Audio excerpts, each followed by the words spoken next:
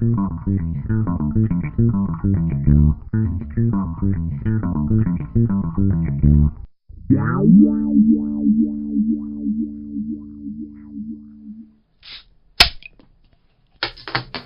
up, everybody? I'm Brian Wayne, and welcome to episode 31 of the Cheers to Comics podcast. This week, I'll be raising my horn to all of the comics released on the 15th of May, 2019, as well as talking about all things relevant to the world of comic books. Full disclosure, there will be a whole bunch of language and all the spoilers. So, if you're cool with all that, grab yourself something to drink and let's talk comic books. Let's talk the news first. And the news, it's really all just a bunch of creative titles and teams and everything, just stuff that you wouldn't think would ever happen again is happening. Let's start out with fucking... Oh, good. Where's the board of stuff? This is awesome. It just disappeared. Is it because I turned around?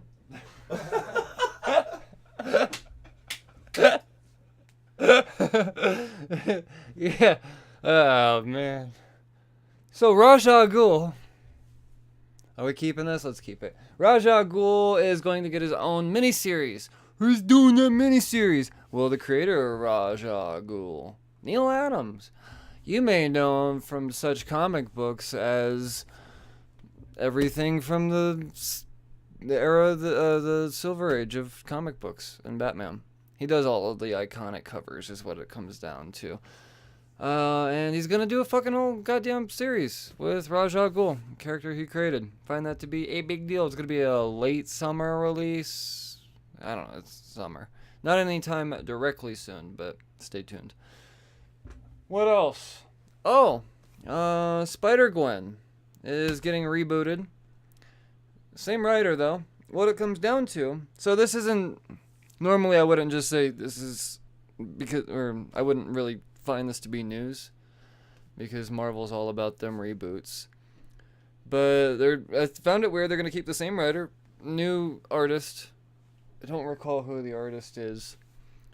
But the big deal here is Gwen is making her way into Earth 616. So, she's going to be chilling with all the other spider motherfuckers. It's about time. I've always enjoyed Gwen Stacy. And, oh shit. Imagine Peter Parker 616 meeting Gwen Stacy from another time again. Well, I mean, I'm sure they've met, obviously, right? Yeah, no, they've definitely met, yeah. But, yeah, no, it's, imagine the possibilities. I find that to be intriguing. I'm jumping on. I've been enjoying Spider-Gwen, but I feel the new run that they gave her, they just didn't do it right. They played too much into the tie-ins and the aftermath of the Spider-Geddon event. I just don't think she got justice with her new series. I'm excited to see that she's not only is she getting a new series, she's relevant in 616. Wildcats. Remember the 90s? Wildcats, Jim Lee's creation, is back. I have a few Wildcats, I'm pretty sure. I know. I had a feeling you would tune in when I mentioned this. You're my 90s guy. You're my 90s comics guy. Just for the Dude, it's been so long since I've read Wildcats, I couldn't give you the briefest synopsis. Well, I couldn't. What if I told you that it's being rebooted coming in August and Warren motherfucking Ellis is writing it? That's a big deal. Warren Ellis is one of the greatest writers of all time. He did Transmetropolitan and it's so fucking good. It's a big deal. That's got potential. Oh, it's got a lot of fucking potential. And John Romita Jr. is fucking penciling it. That's huge. I know a lot of people. I can't say. There's a cult group of people that hate on John Romita Jr. Let's face it, he never really lived up to his daddy. That's fine. Two completely different styles. I like John Romita Jr. and I think that him teaming up with Warren Ellis is dope. And bringing Jim Lee 90s creation to life with Wildcats in the DC universe. I dig it. I dig it mucho.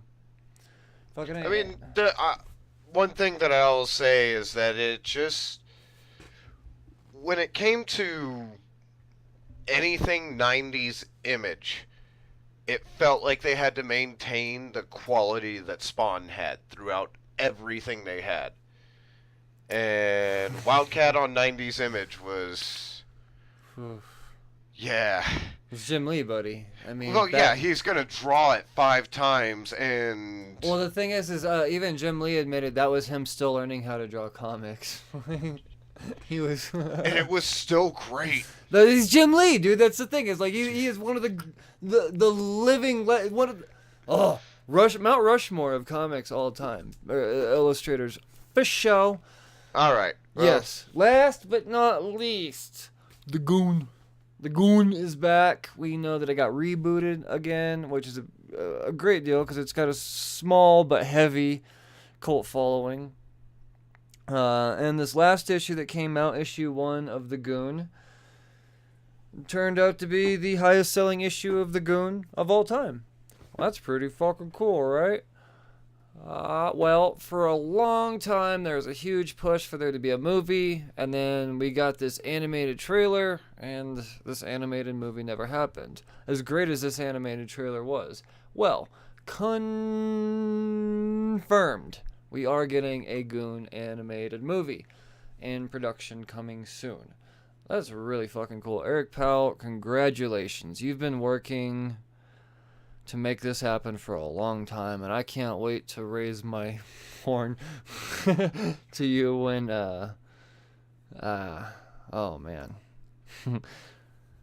I'm stoked. You know, it's actually even super relevant because I met him just the other day at Free Comic Book Day at Mile High.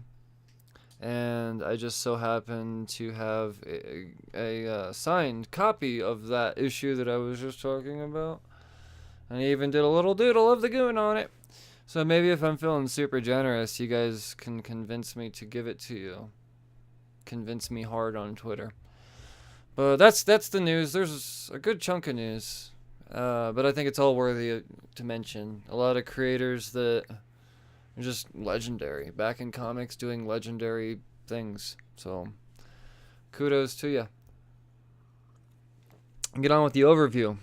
Start with the indies. Only 2 indies to mention this week. Let's start with IDW. Transformers number 5. Brian Rookley, Anna Malkova, Angel Hernandez, Sarah Petrie, Durocher. Oops, said it wrong. Durocher. There we go. And Joanna LaFuente. I got the Andrew Griffith cover. Golly, these covers are dope. So there's a lot of subtleness happening here, and a lot of those subtle pages, really, I have a feeling you'd have to be a major Transformers fan to appreciate it. Like, there's a moment where we see somebody that I'm not admittedly familiar with interacting with the pterodactyl. I know that means something on account of the dinosaurs and whatnot, Dinobots, I don't know. The bulk of the story essentially is Rubbles going home from his mentorship with Wheeljack, and Wheeljack is like, can you make it home on your own? And Rebel's like, I got this, you know, I take 3 lefts at this, and then I go 4 lefts and down this, I got it. So he's cruising through town, and he starts seeing these, what the fuck are they called, Voins. And he's like, yeah, I've heard of the Voins. And he sees a whole bunch of the Voins. I think I took a wrong turn, maybe? Well, he gets fucking lost, and he sees something afoot in an alley. He sees a little bit of violence, and this violence witnesses him witnessing it. And attack! And poor little Rebel's gotta run. And that's that part of the story, and the other part of the story is Bee's little mission. If you've been following the story, you know that Bumblebee has been called to duty. That's why he can't be there for his the person he's supposed to be training, his mentoree, Rubble. His mission essentially seems to be to infiltrate Megatron's crew, and he's got to go through, what the fuck's his name? Senator Soundwave. Senator Soundwave don't trust Bumblebee. He's got to make Senator Soundwave. It's a whole lot of back and forth. Still no punchy from the robots, though. We're getting traces of potential violence, but you also got to keep in mind that this is a planet at this point in time that is known for being violence-free. They pride themselves on that. But, I mean, I understand. It's kind of an origin story. But at 5 issues, I need to speed this bitch up. I'm still subscribed. I like the fact that I'm still able to start recognizing these robots and learning their faces and all of that. Dig it. Image Comics, Farmhand number 8, Rob Guillory, with color by Taylor Wells, and the cover also done by Rob Guillory. Sure. The first pages we get a kind of a past sequence. Really, it's one of his Jed's earlier patients. He's blind, and now he sees, but he's got flower eyes, hence the cover. And I like it. It's great. I like it when covers are relevant to the comic. Well, it couldn't be any more relevant to. I mean, it's yeah. Well, this guy, throughout this book, it's subtly mentioned that. I mean, whatever's going on here, it's a very odd thing. It's not, I mean, the whole premise of this book is regenerating body parts via plant matter. And, well, it turns out this guy, through time, sees too good. And he's seeing on frequencies that people shouldn't normally see, and it's freaking him out, man. At one point throughout this entire story, they mention that there's a way to cure it, but it's through a word. You just, abracadabra. But we don't know what that word is. And, so, this patient comes back to Jed years and years later, and is like, say the word! And Jed's like, I don't know what you're talking about.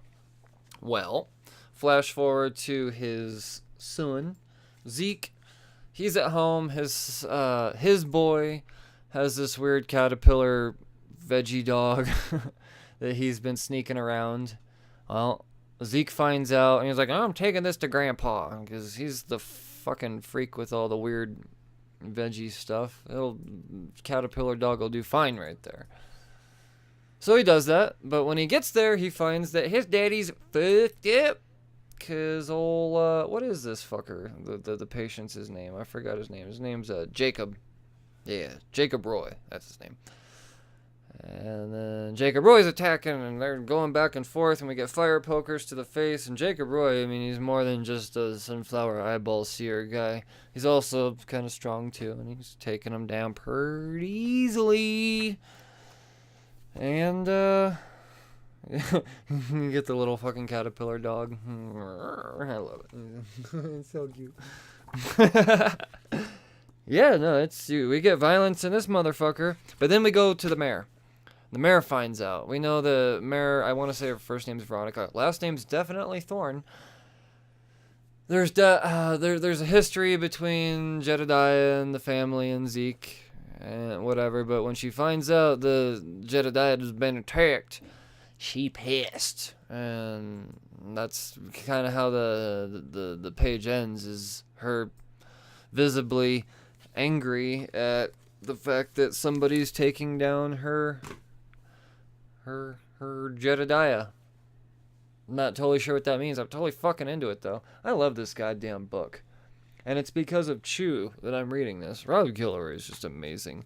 He thought he could draw. He could write a fucking story, too. That's all I got for indies.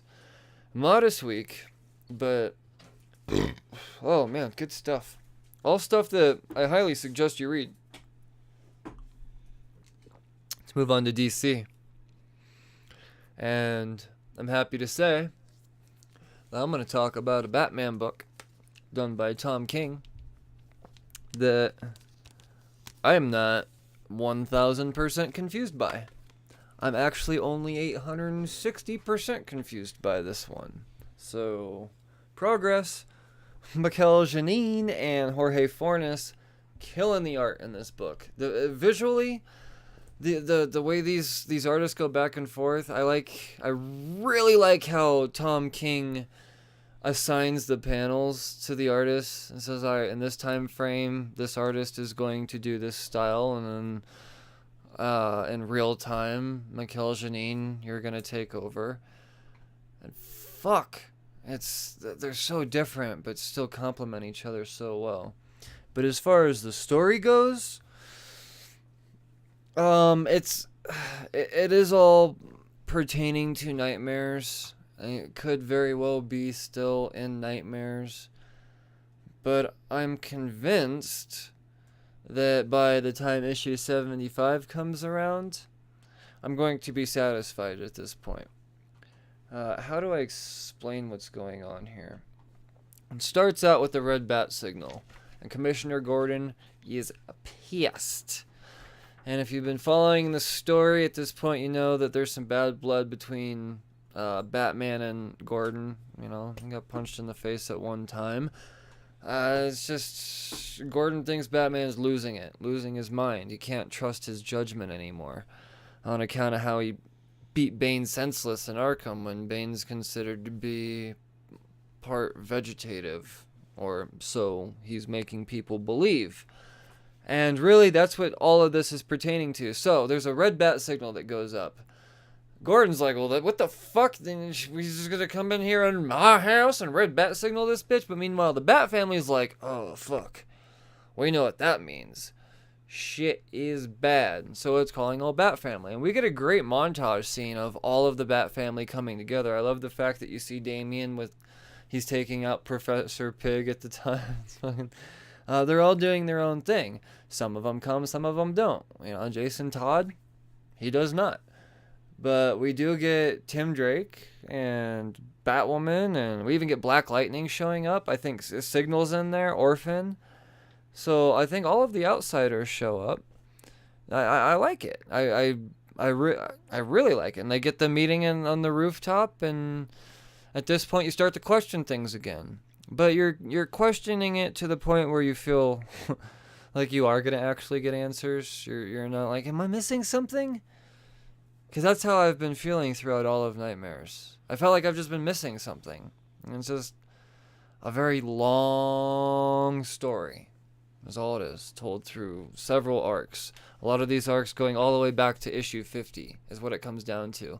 Issue 50 through 75 are all one arc, as that's going to come down. And yeah, so that's essentially that's what's happening there.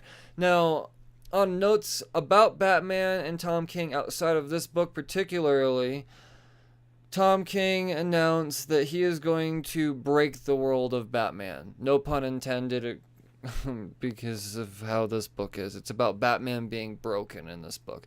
Well, Tom King says that he's going to do something so groundbreaking when it comes to the character of Batman, and DC is allowing it to stick.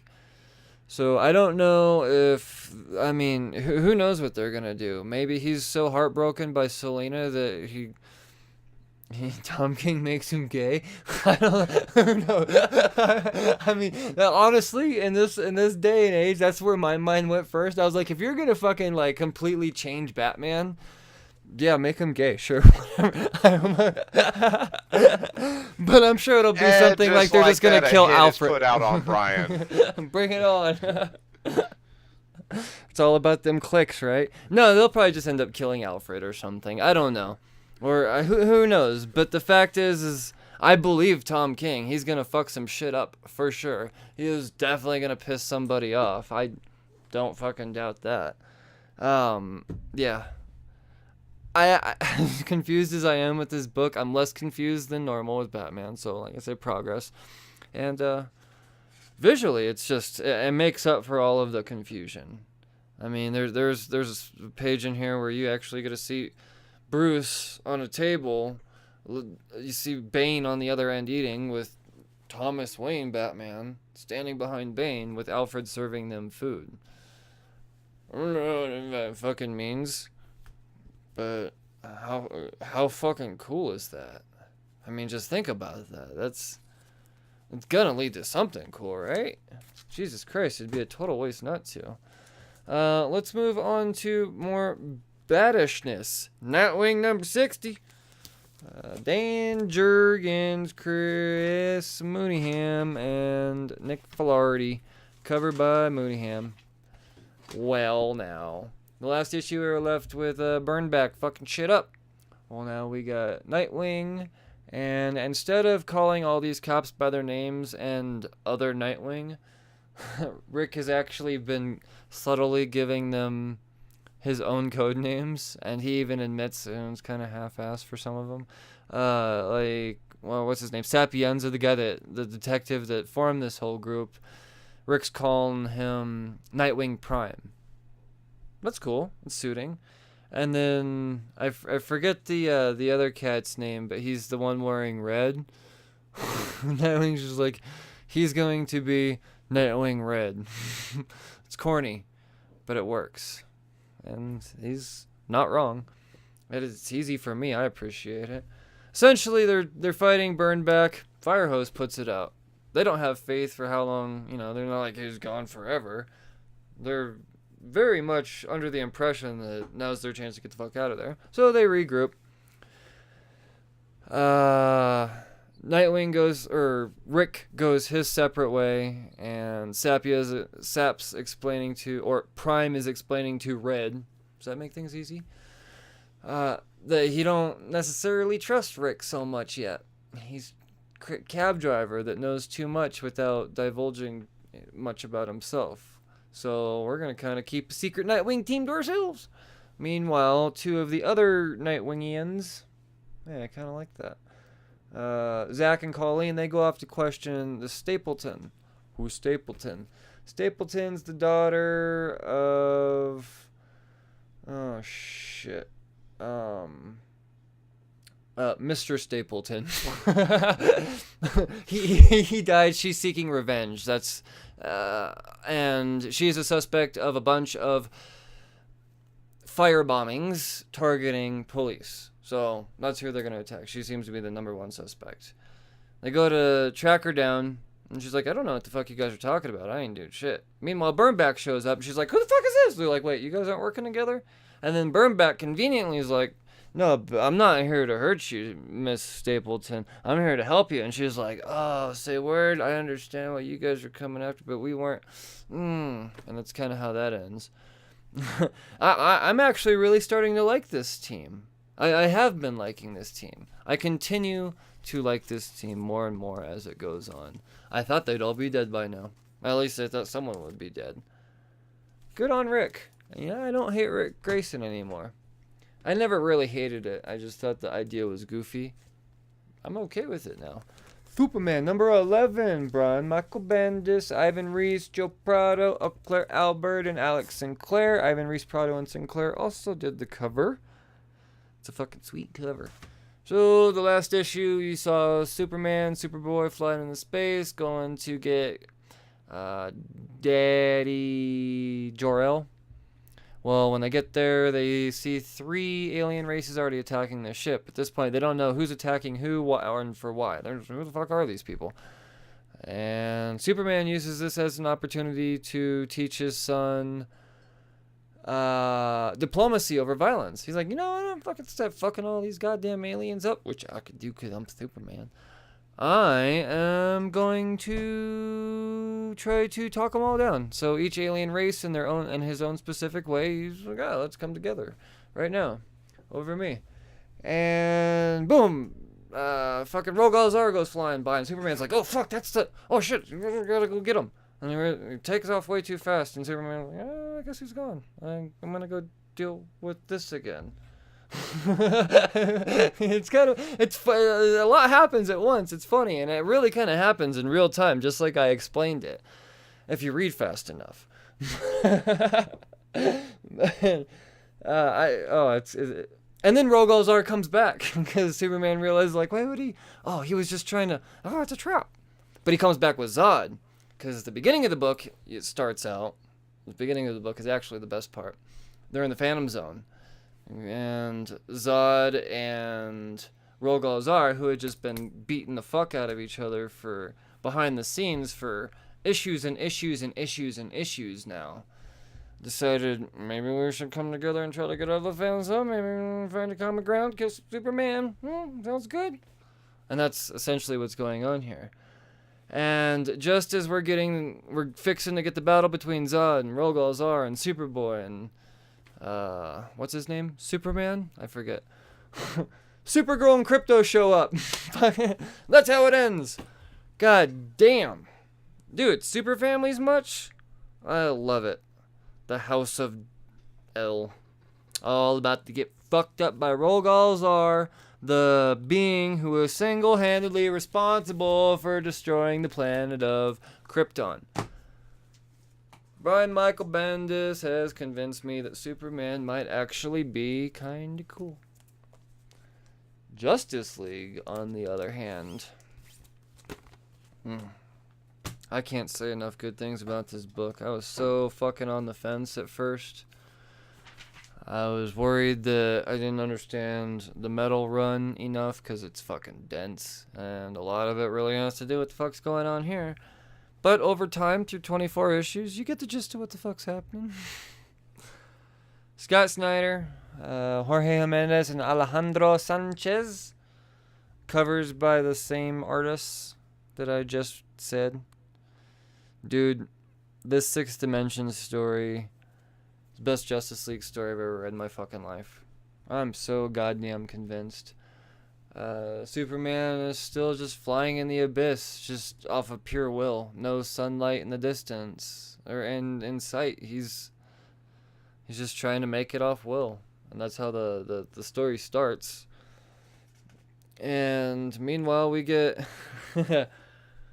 The future Legion of Doom is helping our current Justice League. That's how that all happened in the last issue. Well, this ain't a trap. The future Legion of Doom is very, very, very, very, very much about helping the Justice League. And goddamn, is the dialogue between these teams so fucking great. Darkseid piloting. Holy fuck, it's so good. It is so fucking good. And then you get the meeting with Batman and World Forger. And you thought that shit was crazy to begin with, and the way Forger described Batman in the last one, it was like, oh, Superman might have to be sacrificed, but the will of this and that and balance, and yeah. It's so much more, because we know that our Batman is the one responsible for saving the universe by a very drastic decision, and this is the decision playing out. So Forger takes him into this they call the Sun Box, and it was built from something called Element X, and essentially it just allows Batman to see everything. It's Cerebro is what it is. I'm sorry, I'm just gonna say it's Cerebro.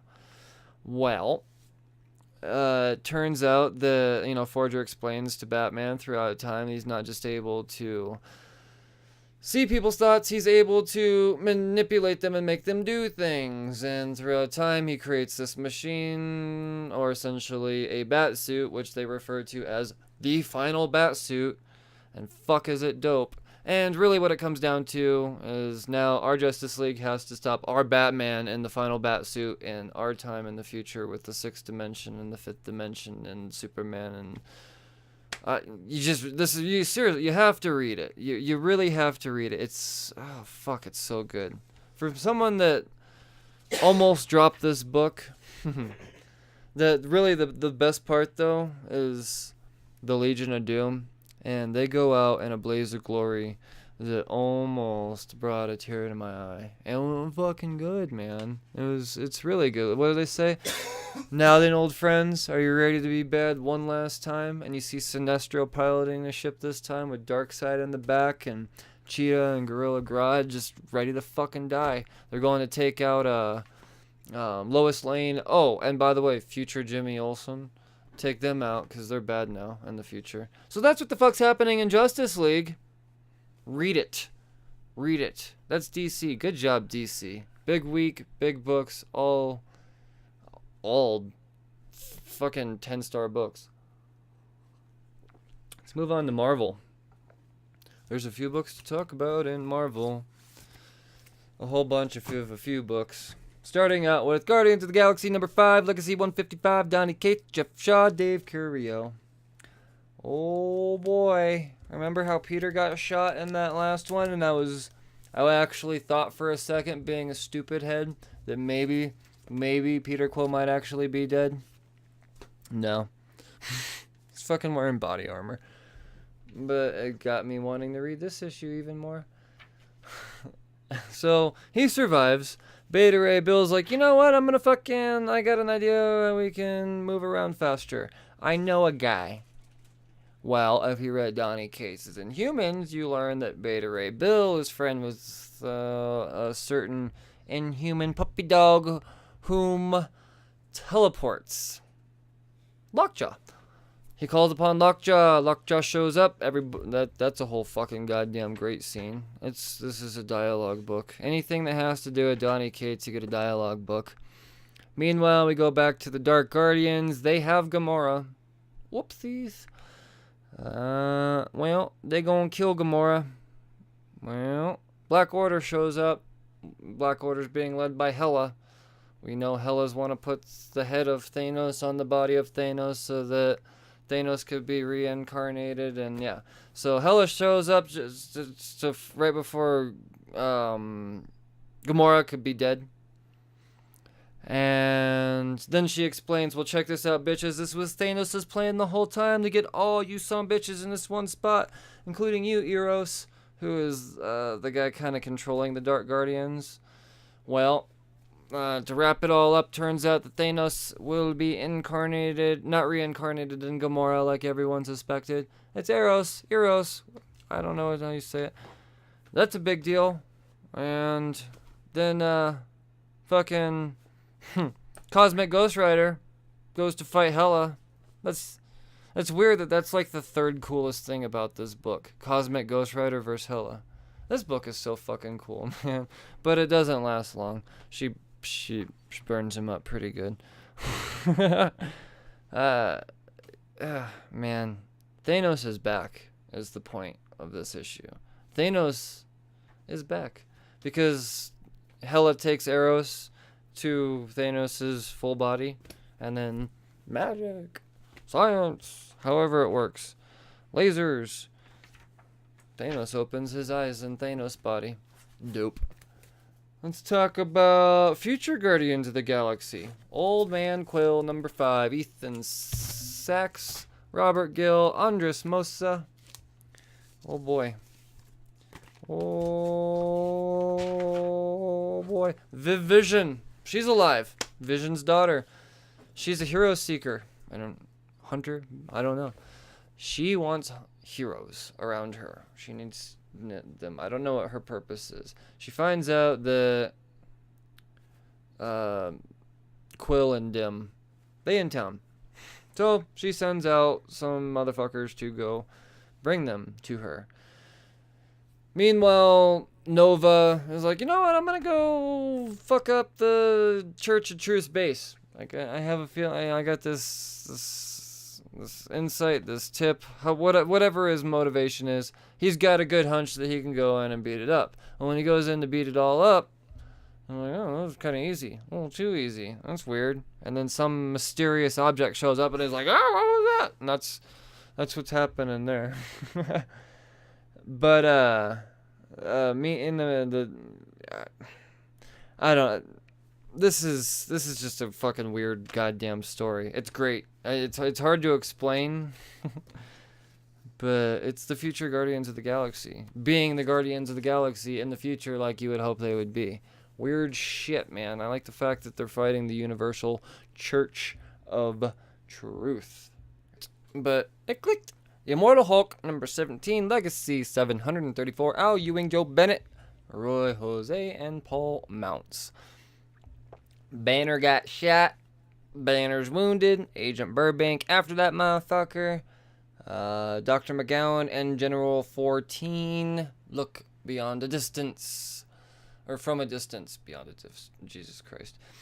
They're pretty much in command of Burbank. Take down Bruce is the mission. Well, Burbank got a grudge. He's gonna play with Bruce a little bit and getting cocky, letting Bruce get a little bit of an advantage. Well, that fucks him. Bruce takes advantage. He does go to, physically fight him. Bruce is wounded and puny banner. He fucks up his hand. But, and that's because Burbank is now a military grade plastic, is what happens. He's not so, it's not like that bad. But, it would be like punching a brick wall. Well, Bruce is still smart. He goes for the twigs and berries, knees them. Those ain't plastic, as he exclaims, and runs away. Well, Bruce being Bruce, time to use his brain. Well, what we find out is this ain't Bruce the whole time. This is Joe motherfucking Fix-It. And we know that sunlight is bad for him. Well, this facility that he's in is rigged. All these lights are rigged to be able to contain such a thing by producing massive amounts of sunlight. Joe Fix-It in Bruce Banner's body is what's going on here. How? Don't know, but it's happening. Deal with it. I'm sure it'll be explained. Or I missed something. I don't think so, though.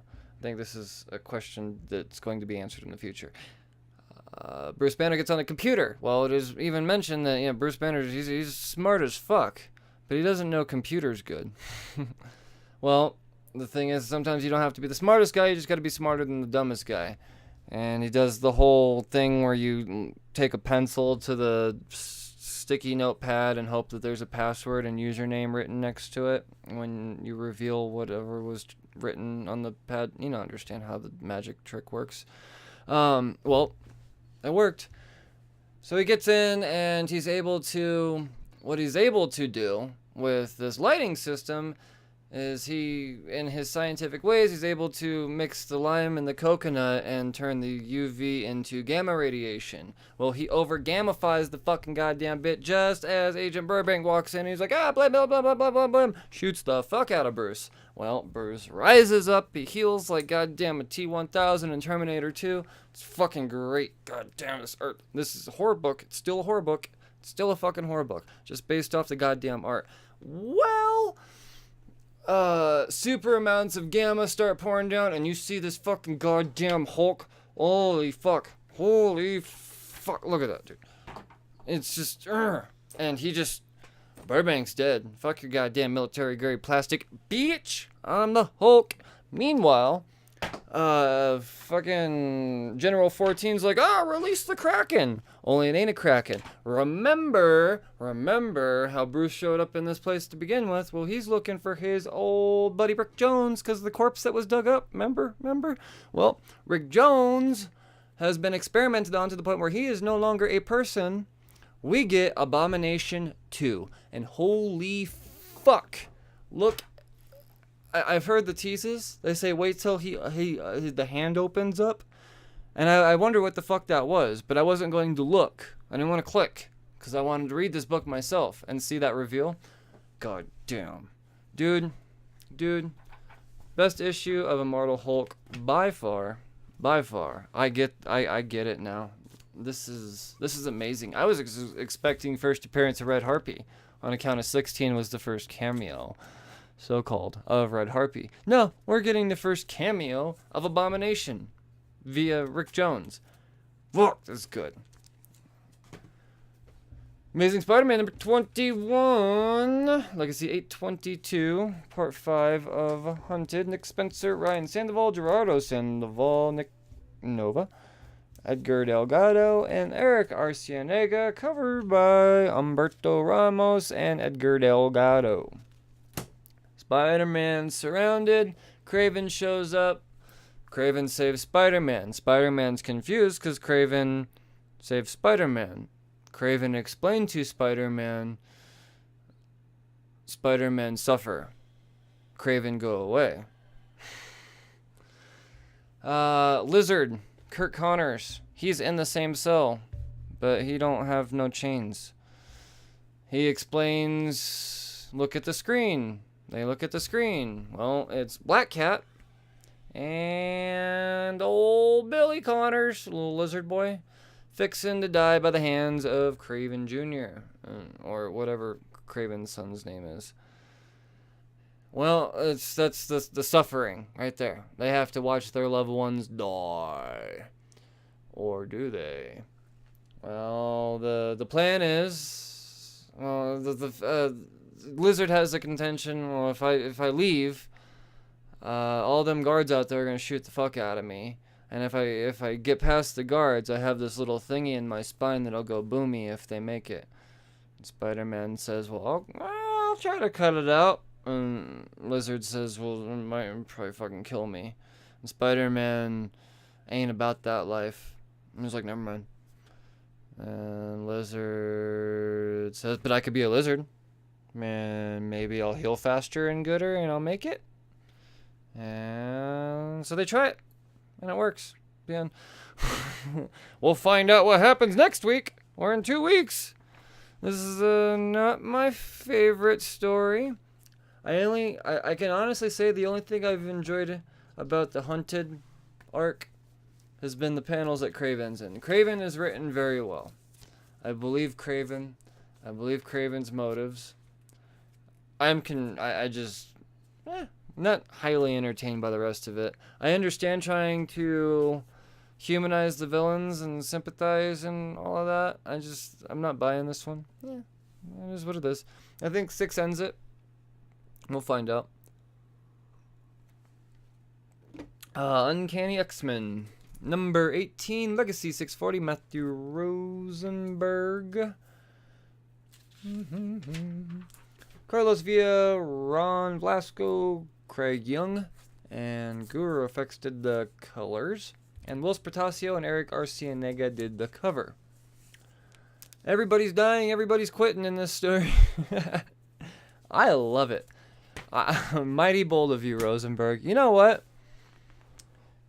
He finds out that his series is getting canceled and all of the X-Men's getting rebooted by Hickman.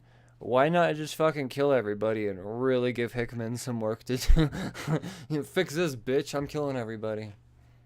I don't know if he's doing it out of spite. I would be knowing that I'm writing a damn good X-Men story that has a fuck ton of fans, despite the few people that hate everything. It's fuck it. Let's see. Let's just wrap it up here. Karma quits. Wolverine quits. It starts with Wolverine quitting, ends with Karma quitting. Chamber dies.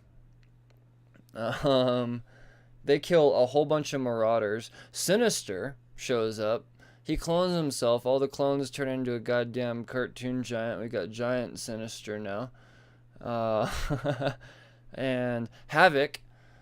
Fucking Havoc's out like he's never Havoc'd out before. Takes down Giant Sinister. Only one person throughout all acknowledges how easy that was, despite how hard Havoc, Havoc ends up in the hospital and overworked his poor well shelf. But he's still all about it. Fuck it, let's go do it some more. Meanwhile, they finally acknowledge Emma Frost again. The fact is that, in that last issue, Juggernaut mentions Emma Frost. She's like, why ain't you guys going after Emma Frost? And I was like, who the fuck is Emma Frost? What? How do you not know who Emma Frost is? So, yeah. Alex is like, well, I think we should go after this Emma Frost bitch. And Cyclops is, I don't agree. I'm gonna go give Sinister to Captain America so he could put him in mutant jail. Birdie, birdie, birdie, bird. I like it. I really like what Rosenberg's doing with this story. I think partially because I didn't think I'd be seeing Havoc for a really, really, really long time after the Astonishing X-Men run. Goddamn. So good. Don't cancel it. We could just have let's just have a multiverse of X-Men stories. We can have the Hickman verse and the Rosenberg verse. Fuck it. Why not? Daredevil, number 5, Legacy 617. This is No Fear, part 5. Chip Zdarsky, Marco Cicchetto, and Sonny Go. Covered by Julian Totino Tedesco. That's a fun name to say. Daredevil's after the Owl. The Owl kind of set up the whole... he set some stuff up, but at the same time, he's getting a little cocky. He's never been able to be so evil on account of lack of Daredevil. Well, Daredevil back there. Daredevil's not going to allow all of this to happen. And the fact is, he's kind of a lower level guy, so it's easier for Daredevil to get his chops back. If he's still trying to get on his feet. He's still stumbling, bumping into buildings and whatnot. He got fucked up. He got hit by a truck again. Well, he's going after the Owls fuckers. The Owls fuckers are overwhelming him. Defenders show up. Thought that was cool. Defenders show up. They shave the day. They take Matt back to the Defender's apartment. And Matt confesses, I feel bad. I might have actually killed this guy. I don't know if I was set up after all. I put it all in my head. Maybe I did. And all the Defenders are pretty much trying to comfort him. Well, fucking people die, it happens. Sometimes we gotta punch 12 dudes, and some dude over here behind us just so happens to, take a fucking building to the face. And Daredevil doesn't like that. He's like, wait, y'all have killed? And he's fucked up by this.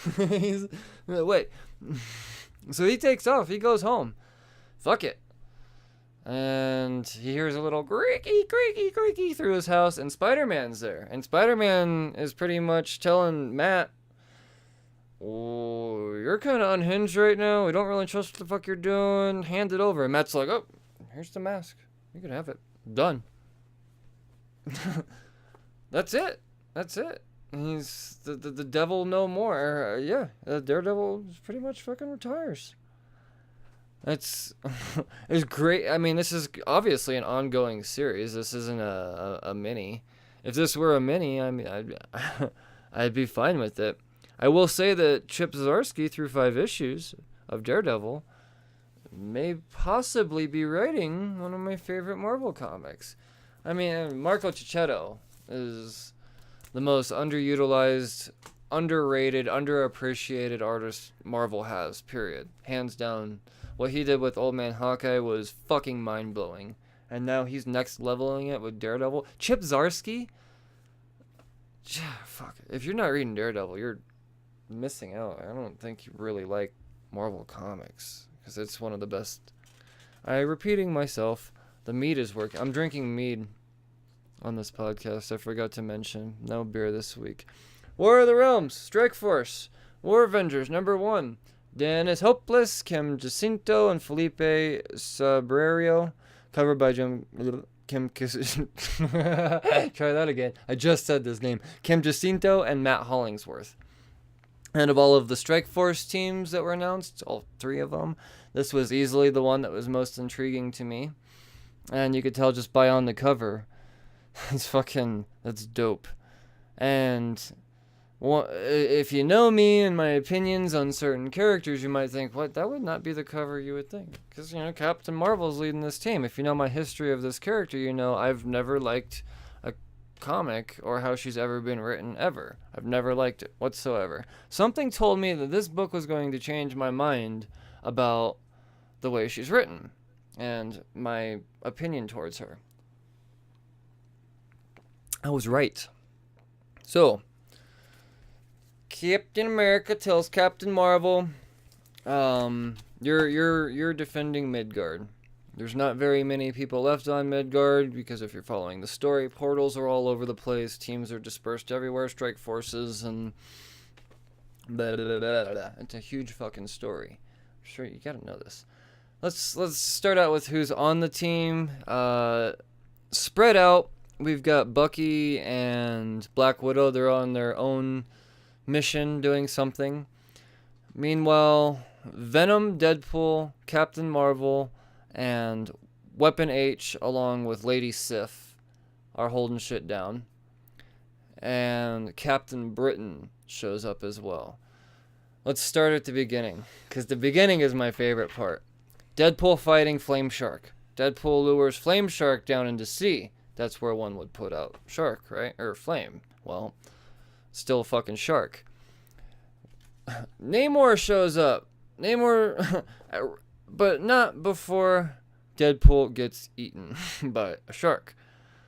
Namor makes it so Deadpool's not in the shark anymore, and he pretty much says, "Explain yourself, weird one." Deadpool says, "It seemed like a good fucking idea." Meanwhile, Captain Marvel and Lady Sif show up. And really, their idea is to actually try to bargain with Namor, and it just so happens that Deadpool's there.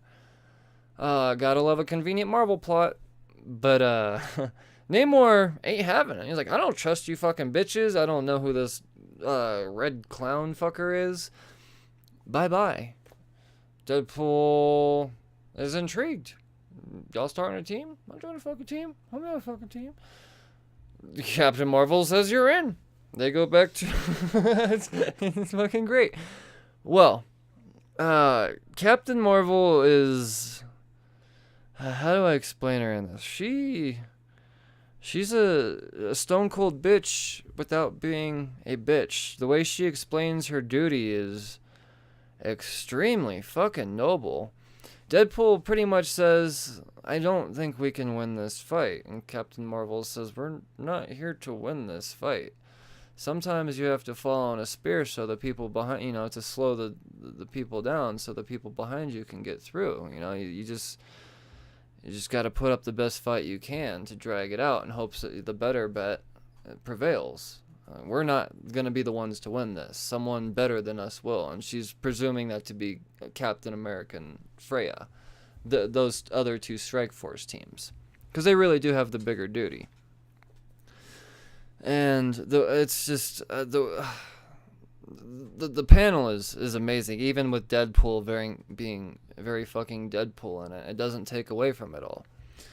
And then we get the meeting between Clay and Deadpool, which is fucking great. And then Venom and Deadpool, which is fucking great. Essentially, the fact that they get together, minus Bucky and Natasha that are doing their own thing. Let's just go fucking attack Malekith. And they go to do that. Malekith, well, he's a bad motherfucker. He takes a sword from one of Captain Britain's fuckers, Black Knight. I guess I forgot to mention Captain Britain comes in and saves their asses for a second through a portal as they're getting swarmed by Dark Elves. Then they go to attack Malekith, so that happens. Then we meet the Black Knight. The sword is something. The sword turns out to be the sword of Null. Well, Null being the symbiote god, and we're going to get Venom tying in. If you've been reading this issue, you know that at some point in time, fucking Malekith has Venom as a pet. I think that's the whole fucking cover of War of the Realms issue number 4. Well, that's what this is going on right here. Null stabs him with that sword, Venom, and he go poof. They just fucking disappear. Well, Captain Marvel and team go back to base, and they're just, fuck, we failed. This is it. I mean, that sucked. But the way the story's all told and everything, I was very, very, very, very, very, very, very happy with my expectations. I expected this to be the best Strikeforce book, and high expectations of Captain Marvel, they were met. Possibly my favorite tie-in issue so far from the series. Giant Man number 1. Lee Williams, Marco Castillo, and Rachel Rosenberg, covered by Wu Dei Shim. This is not a necessary miniseries, but fuck is it goddamn entertaining, and does it have a lot of potential. The events of this take place right after issue number 2 of War of the Realms, so it goes way back, and why it wasn't released in the proper time is beyond me. I don't know. I don't know, but it is what it is. Fact is, we got 4 giant turning people, and these 4 giant turning people are Atlas, Goliath, Giant Man, and of course Ant-Man. Freya is assembling these people to blend in with the Frost Giants and take down and avenge Loki. They got to get into Laufey's fortress, King Laufey's fortress, together. And Loki, his son. Freya wants him dead. So she sends these guys in, and they go in loincloths and blue paint, skin ablazing. They go full blue face. Cue the... Never mind. Jesus Christ. it's a guilty pleasure book. I fucking love it. That's what it is. It's what's going on here. I don't know if it advances the story any. It's just every goddamn page is hilarious.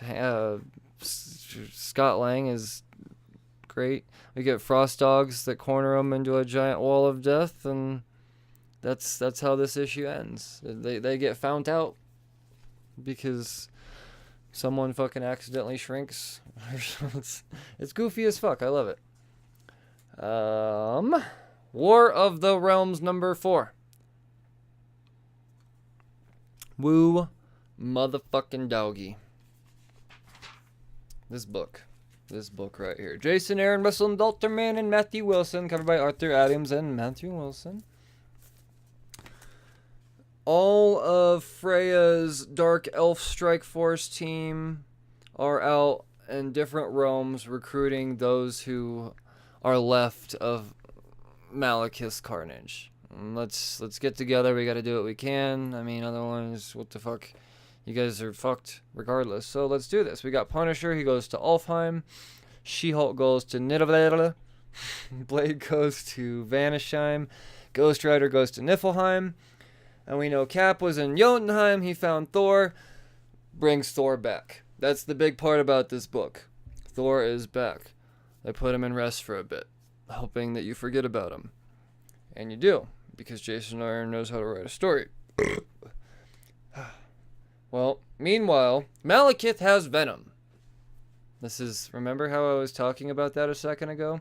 Malekith decides to take base at Stonehenge. Yeah, that's Stonehenge, just for a moment. And then we flash over back to the base, and Odin pops back out in his way, and we know that he's not dead. He came in on battle, brought all the remaining Asgardians. They all fucking died. But he's still alive, but he's not combat worthy. He comes back. He pops out all drunk. Where's my wife? Where's Freya? And I was like, Freya refused to come back. She's the dark, the black. What do they fucking call it? Not Bifrost. You know what I'm trying to say though. That thing. She's protecting that. Meanwhile, so Odin wants to go fix her. I'm the only one that has the ability to go do that, because if we were to all do that, then you guys wouldn't be able to come back, and I'm me and you're not me. And well, throughout this story, you might be wondering, where the fuck is Tony Stark? He's not doing much. He's been doing something really fucking cool. He's been working with Screwbeard and Shuri, making the coolest thing ever. Fucking Iron Allfather. They were making an Iron Man suit worthy of Odin. Soak that in, bitch. He goes, meets up with Freya, and they're fighting Malekith, and they actually fucking win. Malekith retreats for a moment, and there's a moment of solitude. Everyone's like, oh, fuck, let's gather our thoughts. We got this, we got this, we got this. And that's how the second act of this event ends. And fuck, dude, it's not just Odin shows up with Freya for a second and you get, this implied fight. You get a whole bunch of fighting, and then you get this implication that they're about to die. They do their thing, they triumph, but in vain. It's the art. This fucking art is fantastic. This is incredible. A lot of times Marvel events are overhyped. And I will say that there's a lot of cash grabs going on in this event, hence Giant Man and all that shit. But I like the fact that Marvel's also flexing. Just when you think you forgot about a character, they fucking make a goddamn book about it. So, that's good. Well, the last book of the overviews, we got another War of the Realms tie-in, but we got Spider-Man and League of the Realms. Sean Ryan, Nico Leon, and Carlos Lopez. This takes place after issue 4. Essentially, Captain America he's giving all of the orders. He gives Spider-Man no, I'm sorry, it's not Captain America this time. It's Thor. Thor tells Spider-Man, you're the most Midgardian person I know. Go do this. I'm going to give you this team. Take a troll take an angel, take a blah blah blah, take a this, take a that. You get where I'm going with this. And go get this bitch named Fernanda. She's an angel. The angels have Africa as a territory, so the story takes place in Africa. And at first, this bitch attacks Spider-Man and the crew, and then Spider-Man, being Spider-Man, goes through and he's all diplomatic, and he's like, your life sucks. Maybe it doesn't have to suck. And Malekith finds out, and he's like, treason! Let's get this bitch! And what's her face? Fernanda's what's the queen? I'm like, sorry, we'll pay for this. We'll go get that. Malekith says, no. You ain't gonna do shit. I got something way, way, way worse for that bitch. I'm gonna bring on Curse. And Curse is, he looks terrifying. So that's how that ends. Yeah, it's just a little side shot. Once again, a very unnecessary story, if you were to ask me. But if you're a Spider-Man fan, fucking awesome, because it's a very Spider-Man-y book. The art's great. There's a moment in here, my favorite moment in here. Spider-Man and one of his teammates. None of these people they're all from different planets. They're weary of each other. They get bombarded. When they do get bombarded by Fernanda at first, one of the guys like, you ain't killing anybody with your, what does he say? Your fucking sticky licorice. your white licorice. And Spider-Man says, well, I'm not trying to kill him. The guy turns his gun. He's like, what do you mean you're not trying to kill him? He's like, no, I'm trying to disarm him. That's not how I roll. I don't kill people. I'm like, what the fuck are you doing here then? I don't know. It's written better than I talked it. Fact is, it's a Spider-Man fucking book. Read it. Oh, that's good stuff.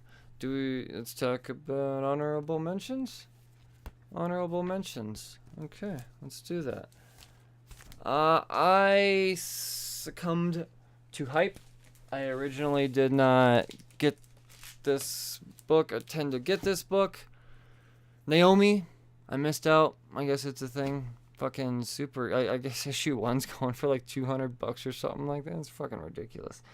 I don't know what's going on with this character. I don't know anything about it. But something told me that the fifth issue of her miniseries would be something.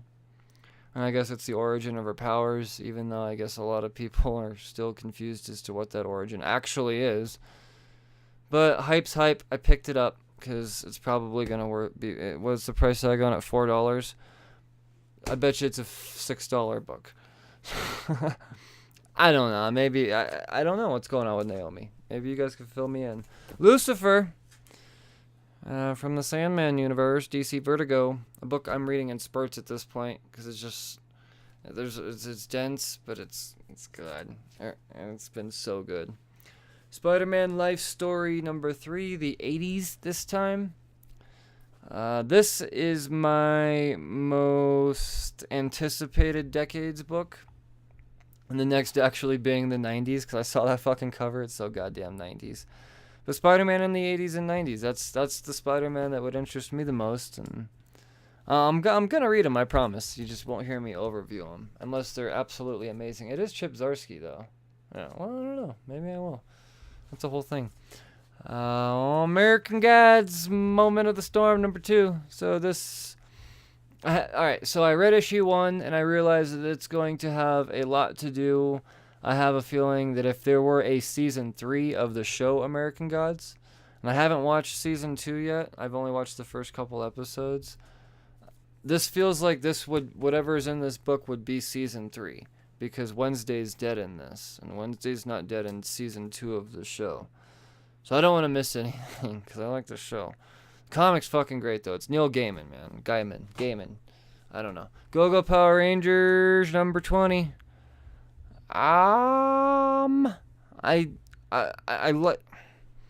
like this team a lot. There was just a couple of issues where it got way too... We're in high school and not enough punchy for me. So for whatever reason, it fell to the bottom, or not the bottom, but to the lower end of my priority list. So when there's a dense week and Go-Go comes out, sometimes I don't talk about it. I will get to this eventually and read it. Marvel Tales, I haven't been reading any of the Marvel Tales books, but Iron Man. It's fucking Iron Man. And then if you open it up, it's... Ew, it's fucking old school, man. This is... It's just nostalgia. It's just nostalgia. That's all I got for honorable mentions. Wall books. Only one. And it's a good one. Got what the fuck is this? I think it's the Spider-Man in the Liga. What is this? Oh fuck, this is War of the Realms. I thought, oh shit, that's even cooler. I thought this was the League of the Realms. This is the Aaron Cooter variant. I like this quite a bit. It's got one of the Strikeforce, the Captain America, Spider-Man, Iron Fist, without Luke Cage and Wolverine Strikeforce team, and they're standing on the head of a frost giant. Aaron Cooter, man, it's fucking Young Guns. Dig it. Only wall book I picked up though. So some weeks are prettier than others. We have a creator corner, don't we? Not a creator corner, a creator submission. So, let's talk about that. Alright, if you've been following this podcast, you know that I like it when indie creators send me their stuff. And a lot of times it's very, very unheard of people.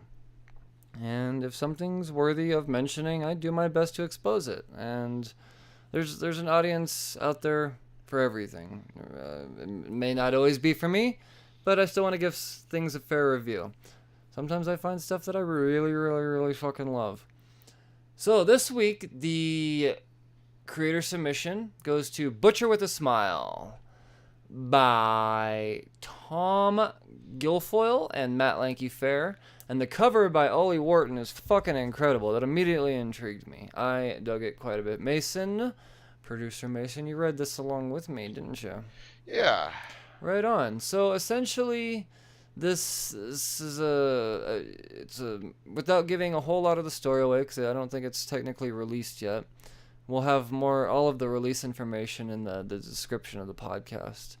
But it's a crime, mystery, horror type of thing. I get a lot of a modern day Jack the Ripper type of vibe from it initially.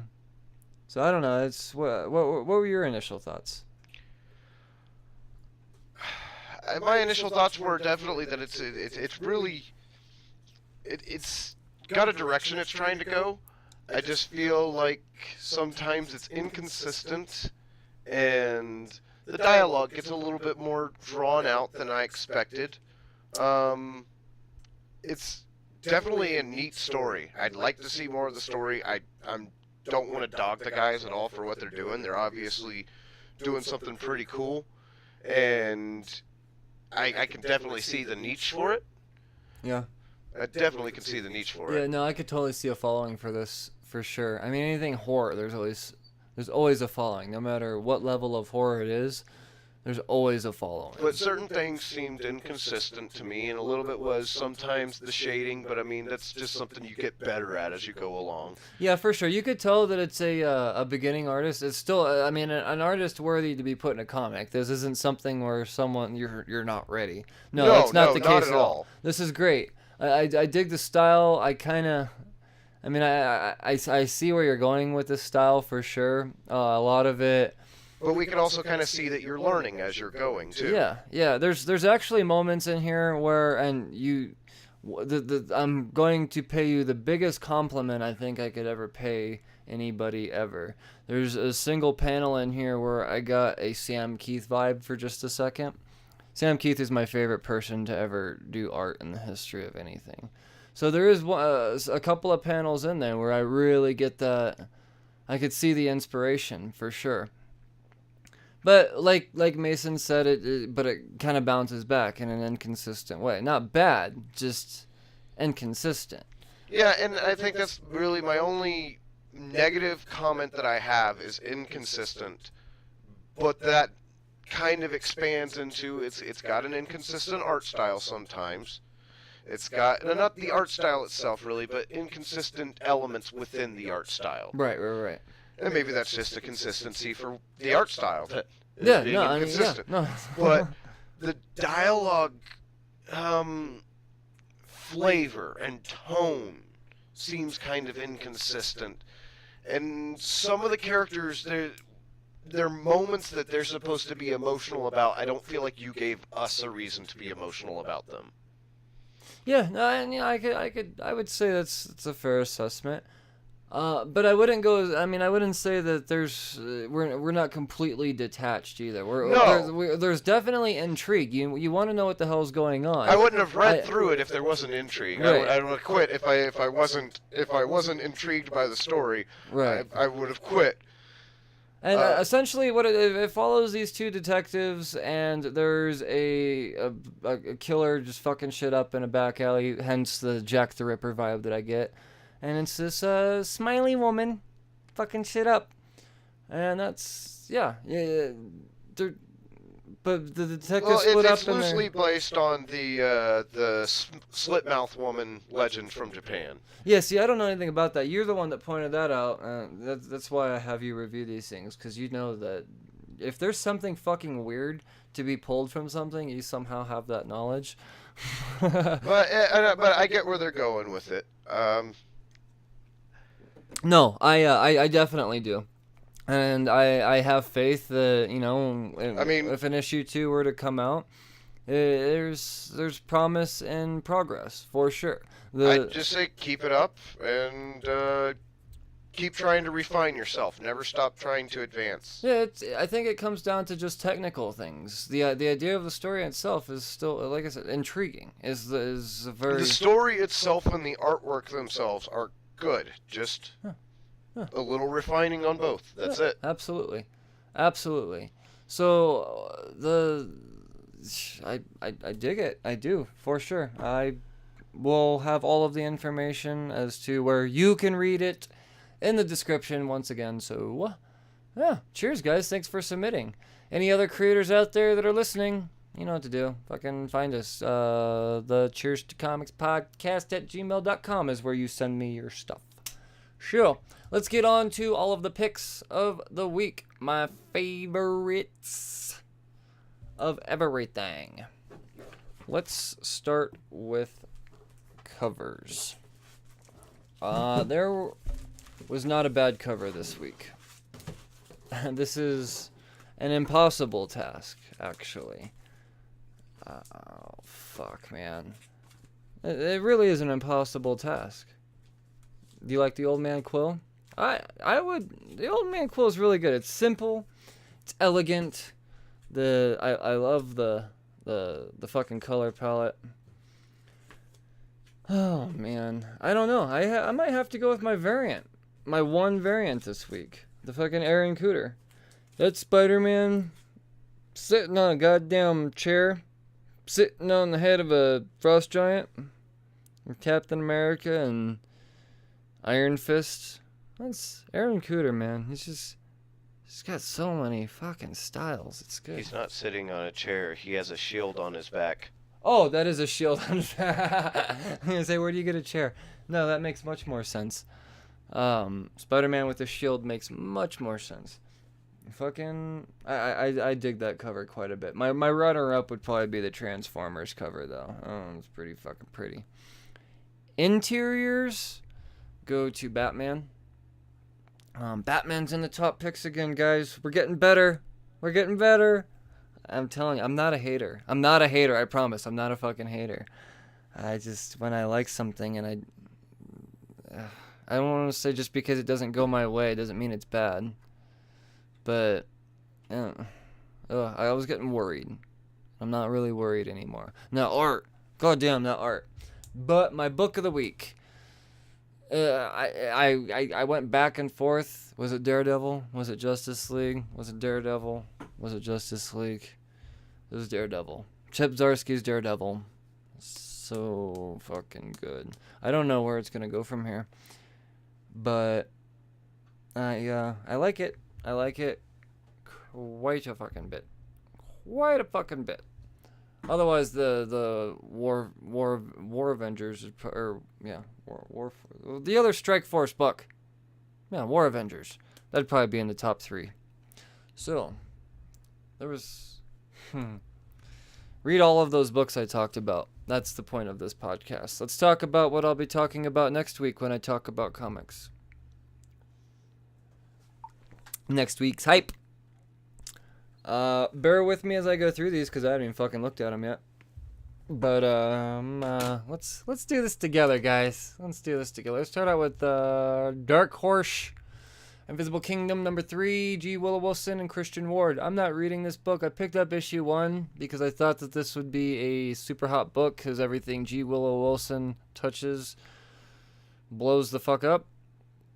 Well, I don't hear any hype about this yet, but I'm here to remind the people that are reading it. Let's move on to DC. Action Comics number 1011, 1011, Brian Michael Bendis and Steve Epting. Leviathan. Batgirl number 35, Marguerite Scott, Paul Pelletier, and Norm Ratman. I'm not reading Batgirl, but I think I've purchased the last, between 8 and 11 issues on account of the Josh Middleton variants.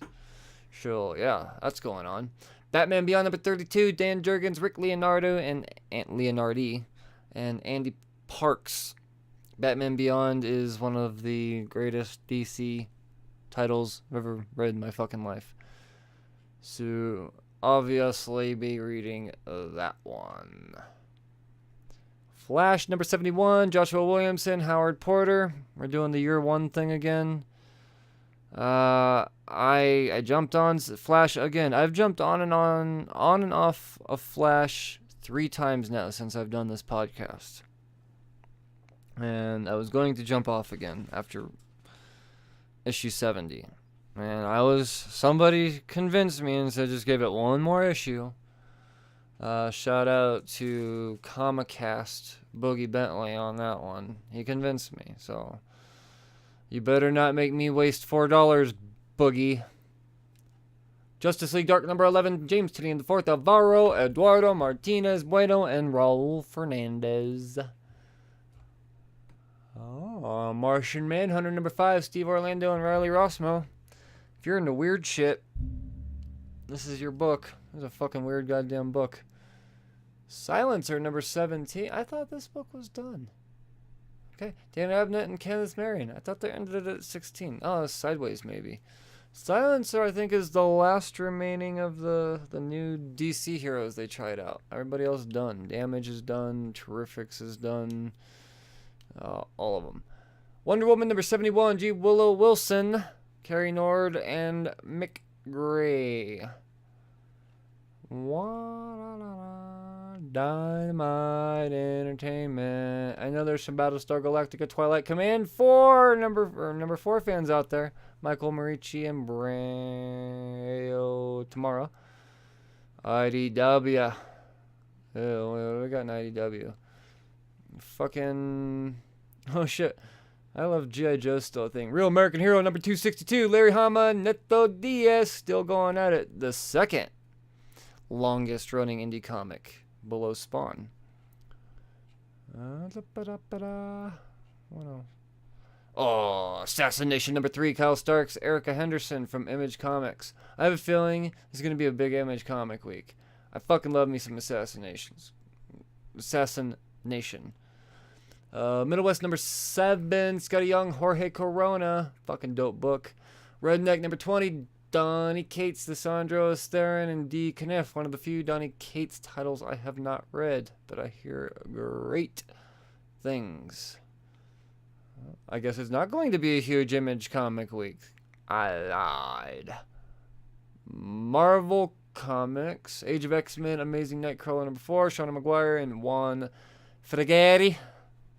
I'm not reading anymore. I'm actually, you know what, I'm gonna go and say it. I'm glad I didn't buy into all 25 of these books and just got the issue number 1s. And I only got the issue number 1s because of the connecting Inyuk Lee variants. None of this stuff is going to matter. because Robert Hickman. Sorry. As Guardians of the Galaxy number 9, Cullen Bunn and Paolo Villanelli. This is a pretty good story. You know, that's tying into the War of the Realms. Avengers number 19, Jason Aaron and Ed McGuinness. You know, that's tying into the War of the Realms. Doctor Strange number 14, Mark Waid, Barry Kitson, and Barry Kitson. That does not say War of the Realms on it. What do you know? What are they doing? Oh, we got another Marvel comic presents. They're at number 5 now. Charles Soule and Paulo Siqueira, along with a bunch of others. Miles Morales, number 6. Saladin Ahmed and Javier Garron. Loving some Miles Morales. Mr. and Mrs. X, number 11. Kelly Thompson and Oscar Bazaldua. Shuri, number 8. And Deki Okafor and Rachel Scott. Oh, we're going to get a whole bunch of Age of Rebellion with the Star Wars. Jabba the Hutt, Greg Pak, Emilio Liso, Marco Turini, and Roland Boshi. Okay, so here's the deal. I don't buy Star Wars books unless it's Vader. If you listen to the last podcast, you know I got a bit of a bone to pick with Greg Pak, but I also went on to say that I'm not dismissing him as a writer on account of the whole Agents of Atlas thing. I'm going to get this book not just because it's Jabba the Hutt, but because I want to see how Greg Pak redeems himself in a Star Wars book. I also happen to know that he's also doing another Age of Rebellion book that is in fact Darth motherfucking Vader. And you know I'm getting it. But that's not this week. Tony Stark, Iron Man, number 11, Dan Slott, Valerio Schiti. This arc, Dan Slott's Iron Man is no Brian Michael Bendis Iron Man. But I feel this arc's getting better, so. Yeah. Unstoppable Wasp, number 8, Jeremy Whitley and Goody Heedle. Probably said that wrong. Fact is, this series is dying at issue number 10. Marvel saying no more Wasp. She is, in fact, stopped. Venom number 14. Cullen Bunn and Ivan Coelho taken over for a bit during the War of the Realms stuff. While Donny Cates goes off and writes Silver Surfer for a moment. Yes, Donny Cates going to be giving us some motherfucking Silver Surfer. And, Journey into Mystery again. More War of the Realms.